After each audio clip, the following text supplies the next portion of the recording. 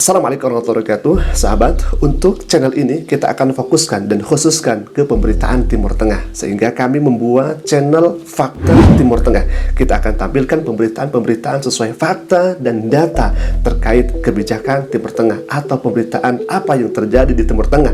Untuk itu, sebelum kita masuk ke pemberitaannya, bagi sahabat yang baru bergabung, silahkan klik saja tombol subscribe-nya agar setiap kami berikan video dan kita mengetahui bersama. Baik, alhamdulillah. Ini pemberitaan yang baru-baru ini terjadi dan baru-baru ini sedang rame di media sosial Timur Tengah mobil khususnya, di mana ada mantan pejabat urusan negeri dan keamanan Uni Eropa, Josep Borrell, mengungkap fakta yang begitu sangat mengerikan. Ada 550 orang warga masyarakat Palestina didor oleh tentara bayaran AS. Baik, sahabat, kita akan baca terlebih dahulu bagaimana pemberitaan yang ada. Dan pemberitaan ini diambil resmi dari Al Jazeera. Qala al-mas'ul as-sabiq al-siyasati al-kharijiyah wal-amn al-ittihad al-arabi Joseph Borrell inna murtazaqatan amrikiyyin qatalu 550 فلسطينيا في غزة خلال شهر واحد متهما مجلس عربية والمفوضية العربية بالتزام الصمت إزاء هذه.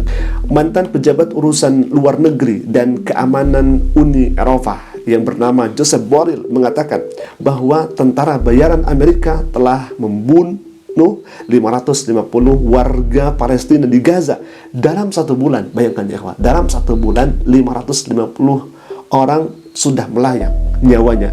Borrell mengatakan Dewan Eropa dan Komisi Eropa memilih diam terhadap peristiwa ini.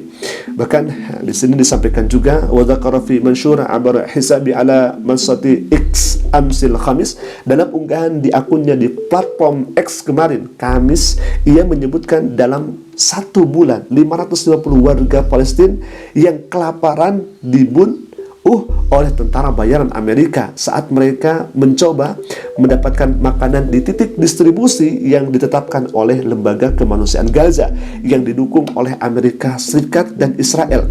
Jadi Lembaga Keamanan kemudian Kemanusiaan Gaza sudah memberikan titik di mana jangan disentuh peperangan dan sebagainya. Alhamdulillah. Tetapi justru yang ditetapkan itu bahkan disetujui, disepakati oleh Amerika dan Israel itu sendiri, tetapi malah dinodai dan dihianati sehingga 550 orang warga Palestina menjadi syahid. Subhanallah, subhanallah, begitu sangat mengerikan di sini. Jadi di sini Joseph Borrell ini yang merupakan kepala kebijakan luar negeri Uni Eropa, ya, di sini beliau mengungkapkan fakta yang sangat mengejutkan. 550 orang warga Palestina itu hilang nyawanya.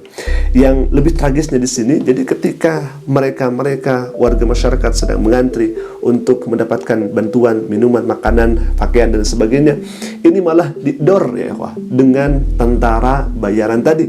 550 orang yang kemudian menjadi sasaran. Lebih jauh lagi, Borrell menyebut sikap Dewan Eropa dan Komisi Eropa sangat memalukan karena memilih diam seolah tidak ada tragedi yang sedang berlangsung. Ia menyebut kejadian ini sebagai tindakan yang sangat mengerikan. Jadi Borrell ini merasa aneh. Kenapa di Eropa di sana malah diam-diam saja menikmati suasana yang sangat mencekam ini? Kenapa malah diam? Kenapa tidak kemudian bertindak untuk menghalau daripada orang-orang yang berbuat zalim ini? Baik, ikhwan. Jadi yang pertama, sebetulnya kalau misalkan kita melihat ya, jadi ini merupakan kontradiksi antara di mana citra kemanusiaan dan aksi brutal berada. Selama ini AS mengatakan bahwa dengan HAM-nya itu amanlah dunia, tentramlah dunia dan lain sebagainya. Dengan HAM itu, hak asasi manusia itu, manusia-manusia itu akan terjaga dan sebagainya. Jadi Amerika selalu tampil untuk menyuarakan penjaga hak asasi manusia, ya, di panggung global seperti itu. Amerika selalu menyuarakan hak asasi manusia, hak asasi manusia. Tapi pada kenyataannya kalau misalkan kita melihat di Gaza, ya, justru malah membongkar kepalsuan tersebut. Bagaimana bisa negara yang mengklaim membela perdamaian justru mengirim tentara bayaran ke daerah konflik, mendukung sistem distribusi bantuan, lalu diam saat rakyat yang datang mencari makan justru dibantai. Jadi kalau misalkan seperti ini, seolah-olah menggunakan bantuan kemanusiaan sebagai kedok politik. Distribusi makanan melalui lembaga yang disebut Gaza Humanitarian Foundation justru menjadi jebakan kematian. Ini memperlihatkan bahwa AS tidak hanya gagal melindungi warga sipil, tetapi menjadikan bantuan kemanusiaan sebagai alat kontrol dan propaganda yang ujung-ujungnya justru membunuh penerima bantuan. Dan tentunya ini seolah-olah mengabaikan kemanusiaan global, di mana warga masyarakat Palestina sekarang sedang, na'udzubillah ya ikhwah, kedoliman sedang hebat di mana-mana di sana, pembunuhan, kelaparan, sakit yang tidak ada, mungkin sangat sedikit sekali kalau misalkan kita melihat yang diobati dan sebagainya karena keterbatasan daripada pengobatan dan sebagainya. Tetapi ya ikhwah, apa yang kemudian dilakukan oleh pemerintahan AS? Mereka malah mengirimi tentara bayaran. Untuk apa?